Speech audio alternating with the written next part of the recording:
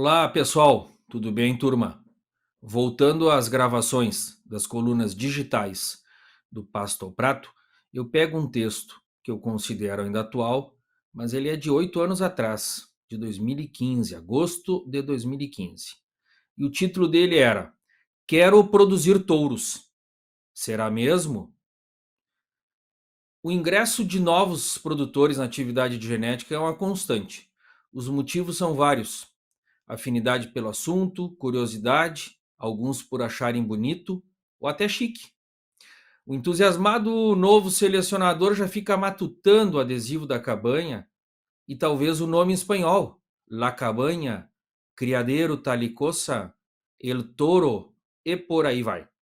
Brincadeiras à parte, a ideia deste texto é refletir sobre o processo de entrada e saída de pecuaristas na atividade de seleção de bovinos, ou seja, nas cabanhas.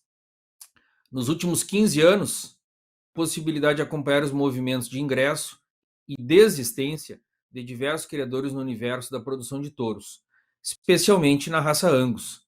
A justificativa mais citada é a potencial maior rentabilidade comparada com a pecuária comercial. Em segundo plano, muitos justificam que farão um projeto diferenciado em relação a tudo que já existe no mercado. Em função de nosso trabalho, auxiliamos muitos novos investidores que buscavam suporte para formar um plantel. Muitos confiaram em nossa experiência para a aquisição de animais, mas raros queriam discutir o planejamento do projeto. De forma bem simples, listo aqui alguns itens que devem ser considerados na decisão de ingressar ou não na produção de reprodutores. Leia-se, ingressar no segmento genética. Item 1. Perspectiva de longo prazo. Os projetos de genética demandam tempo. Um plantel novo ou recente no mercado tem mais de 10 ou 15 anos de trabalho. Esta questão precisa ser bem compreendida pelos investidores, pois muitos não têm disposição ou recursos para aguardar o tempo necessário. Do nascimento da fêmea RP01, do seu afixo, até a venda do primeiro touro crioulo, são necessários no mínimo 4 anos, na melhor hipótese. Quando eu digo fêmea RP01, eu digo a primeira fêmea nascida no seu rebanho, que vai gerar o seu primeiro touro. Após esse período, vão se acumulando dados e experiência para selecionar geração após geração as melhores matrizes, acasalamentos, etc. Com algumas gerações de bom trabalho, o rebanho vai ganhando diferenciação e melhor posicionamento no mercado. Custa tempo e não há outra forma. Os produtores que estão habituados com dinamismo e giro rápido da recria e engorda ou dos cultivos agrícolas devem avaliar se realmente é verdadeira a disposição para dar tempo ao projeto do plantel. Item 2. Investimento para a formação do plantel. Os custos com associações, registros genealógicos e serviços técnicos são preocupações recorrentes entre os investidores em genética. Porém, estes itens são os de menor representatividade, menor importância nos investimentos de um plantel. As rúbricas mais pesadas em um projeto de reprodutores são a aquisição de matrizes e o custo de produção dos touros. Como uma referência de valores, as matrizes registradas PC, pura por cruza ou Angus controlada, custam aproximadamente 20 a 40% mais que uma matriz comercial, ou geral, como nós chamamos. No caso de uma matriz ou uma fêmea PO, puro de origem, ou pedigree também, como dizemos, os investimentos são maiores e iniciam em 50% a 100% mais que uma fêmea comercial, mas podem alcançar valores bem superiores. Ou seja, é comum uma fêmea PO valer o dobro de uma geral ou bem mais.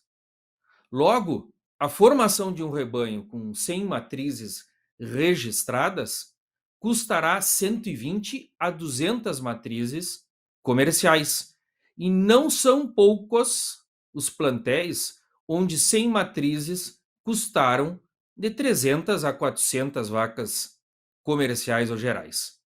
Assim sendo, temos um estoque bem mais caro que na pecuária comercial.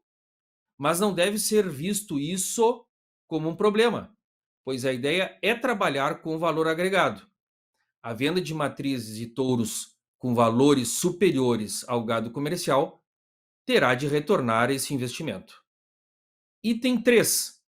Custo de produção de touro ou do touro. A produção de touros demanda mais recursos que a produção de novilhos. E o principal custo é a alimentação. Com novilhos, o objetivo é, em 18 meses ou 2 anos, produzir animais entre 450 a 500 quilos. No mesmo período, devemos produzir touros com 600 a 700 quilos, pois o tourinho de 500 quilos já foi sucesso. Estes 150 quilos adicionais do reprodutor para o novilho são o maior custo no projeto, e não as taxas, emolumentos, serviços, etc. Como um complicador, o touro tem data certa para estar pronto, pois precisa alcançar o peso meta na temporada de venda, usualmente na primavera, devendo nascer no período apropriado e estar embalado no balcão também na época certa. Fora da temporada existem possibilidades de vendas, mas perdendo a janela ótima do mercado. Item 4. Incorporação contínua de tecnologia. O touro é um produto com tecnologia embarcada, e o criador deve estar disposto a investir tempo e recursos nas ferramentas tecnológicas disponíveis para a seleção. Os programas de melhoramento, a avaliação genética que gera os DEPs, a ultrassonografia de carcaça, a participação em teste progene e provas de desempenho, o uso de marcadores moleculares, etc., são alguns exemplos de atividades que o selecionador deverá se envolver. Fora as citadas, outras tantas surgem e vão sendo incorporadas no programa de seleção, mesmo que algumas não se consolidem e até sejam interrompidas. O investimento em touros pais superiores via inseminação e monta natural também é uma premissa de tecnologia a ser contemplada no planejamento dos plantéis. Não há como pretender um rebanho diferenciado usando sêmen comercial ou comprando touros de repasse médios ou baratos. Item 5, se não me perdi na conta, trabalhos de controles e sistemas de informação. Os rebanhos controlados requerem mais trabalho de escritório do que os comerciais. As tarefas de controle de nascimento, pesagens, planilhas, comunicados para registro genealógico, softwares para o rebanho e outros tantos são exemplos das diversas atividades rotineiras. Pode parecer um item simples, mas a vivência no campo nos mostra que muitos não estão preparados ou dispostos a cuidar devidamente destas tarefas. Os casos de rebanhos que perdem, entre aspas, gerações de animais em função da falta de controles e documentos é algo bastante frequente entre novos investidores. Item 6. Promoção, marketing, comunicação. A área de reprodutores prevê obrigatoriamente envolvimento com promoção, marketing e comunicação. Pode também parecer uma tarefa simples, pois pode-se pensar em terceirizar para uma agência e pronto. Infelizmente, não é tão fácil assim. E para que a sua cabanha seja mais conhecida e reconhecida, são necessários mais que folders e anúncios.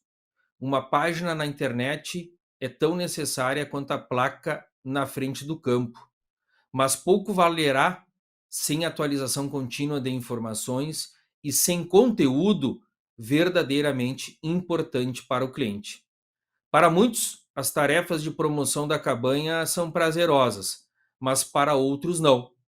O importante aqui é compreender a afinidade com o assunto e a disposição para fazer ou tratar quem faça, e quem faça bem feito.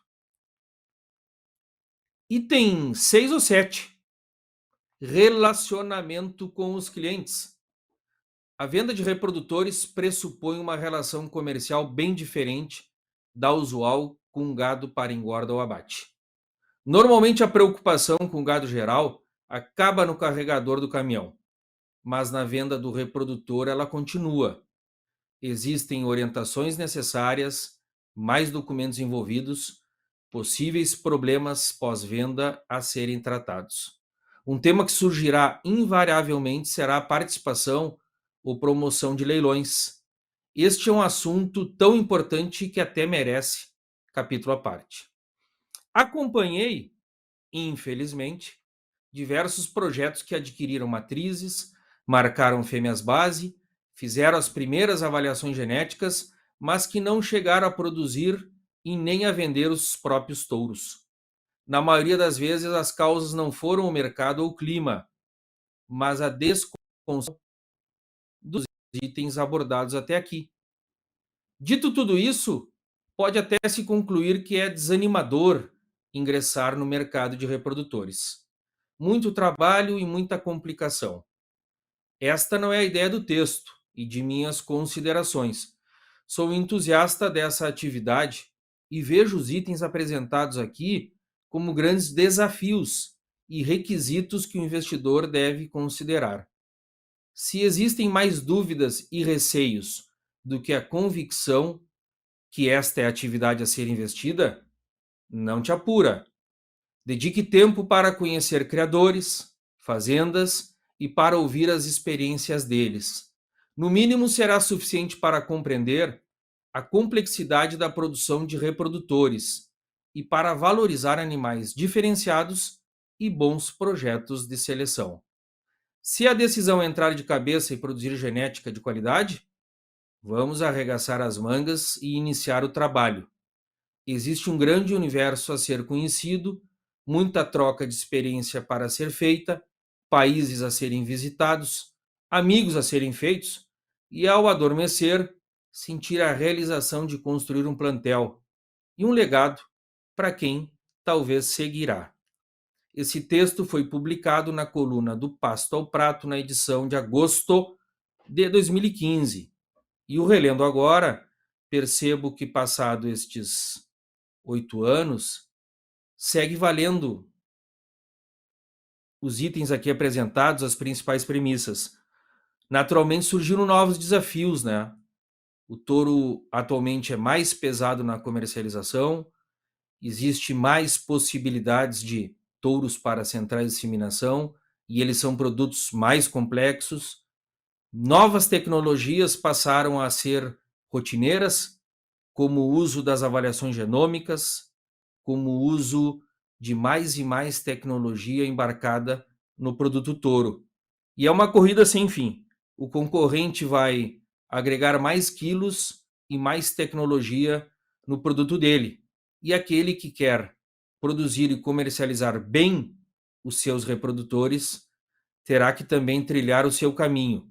Talvez não fazendo o mesmo que o concorrente, mas buscando o seu caminho de diferenciação na produção de touros. Gostei de reler esse texto, acho que ainda concordo com praticamente a íntegra dele nessa nova minha versão de um Veloso que já não viu 15 anos dessa atividade, mas que já viu 20 e poucos anos dessa atividade, com estes fatos sendo recorrentes. Mais ou menos o número de criadores que ingressa todo ano na produção de touros, novos sócios da entidade AOB, é o número de criadores que sai da atividade, e não por idade, como as aposentadorias compulsórias do STF, né? Mas porque desistiu da atividade de produção de touros. Espero que tenha sido do agrado de vocês, que eu não tenha me alongado muito e aguardo verdadeiramente por considerações, sugestões, interação, já que a internet nos permite tanto. E, não comentei aqui, a internet, nesses últimos 9 anos, foi um grande fator que mudou também a atividade de produção e venda de touros. Talvez assunto para abordar logo em uma outra edição, coluna digital do Pasto ao Prato. Valeu, moçada! Abraço!